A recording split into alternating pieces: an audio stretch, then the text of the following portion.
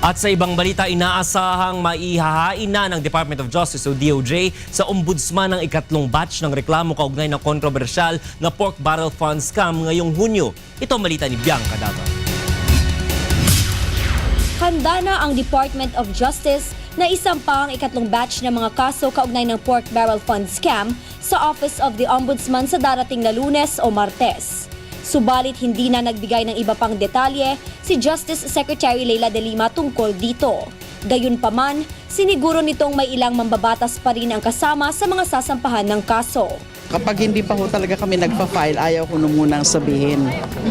But it would be several lawmakers ang magkakasama ng third batch. Malapit na po yun.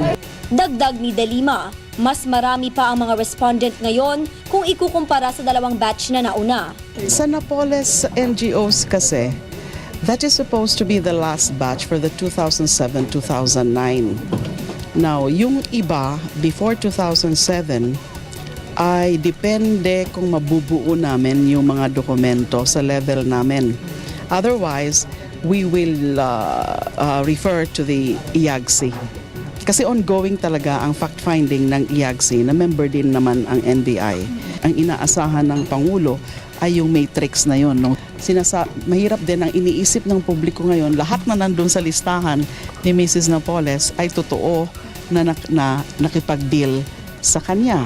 One thing is sure, na yung mga nakasuhan na namin, first, second batches, nandun din sa listahan ni Mrs. Napoles. Ito na rin anya ang huling batch ng mga kaso na isasampa kaugnay ng maling paggamit ng Priority Development Assistance Fund o PDAF ng mga mambabatas mula taong 2007 hanggang 2009. Nang tanungin naman kung may mga senador o miyembro ng gabinete na kasama sa ikatlong batch, ito ang sagot ng kalihim. Hindi ko muna pwede sabihin. Pero ilan po lahat? Hintay na lang po, sandali na lang po yun. Dinepensahan rin ng kalihim ang umano'y mabagal na pag-usad ng investigasyon sa naturang scam. Kaya naman gano'n na medyo mabagal kami is gusto talaga naming maniguro na kapag nagfa-file kami ay it will really stand na magiging pasado to sa ombudsman at later sa Sandigan Bayan. Samantala, ipinahayag ni De Lima na hihingi ng tulong ang kanyang kagawaran sa Interagency Anti-Graft Coordinating Council o IAAGCC upang imbestigahan ang iba pang mga personalidad na sangkot sa PDAF scam bago ang taong 2007.